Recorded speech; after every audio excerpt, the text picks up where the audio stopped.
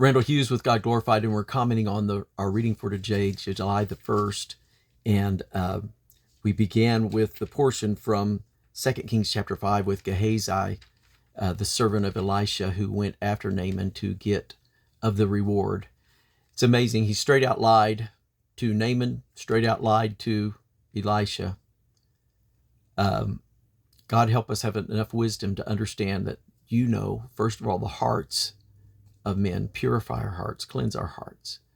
Remove lying spirits, remove greedy spirits. Help us, God, to seek to serve you and to bless your kingdom. And so Gehazi became a leper. The leprosy of Naaman clave unto him and his house, and he went as a leper when he left from there. And so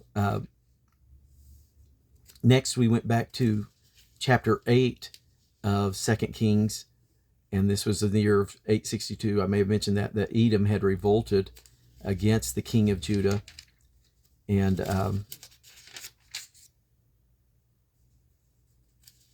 this is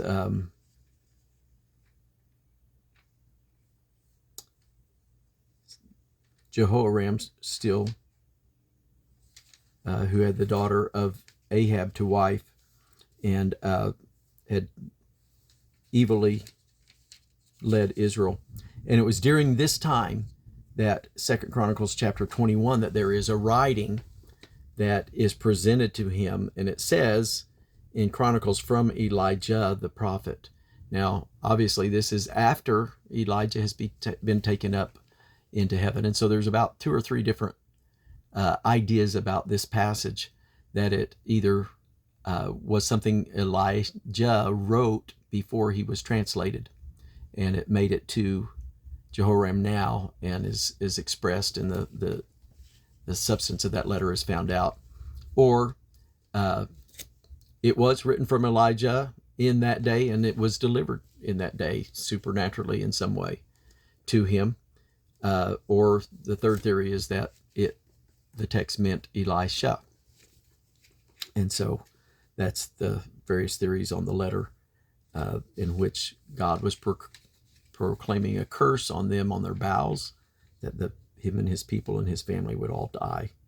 Their bowels would fall out, the disease. And God stirring up the Philistines and the Arabians near Ethiopia to come against him. And only his youngest son, Jehoahaz, survived. And we read of the axe head, the cutting down of the trees, and how God made the axe head swim through Elisha, the prophet. We read of Obadiah, the book of Obadiah, against the judgment against Esau and Edom, and then some prophecy about God returning and restoring and being with Israel or Judah.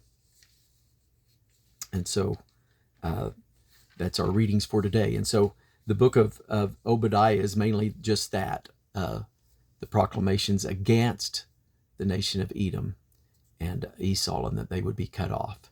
And so, in spite of their living in the rocks, in the mountains, God destroyed them.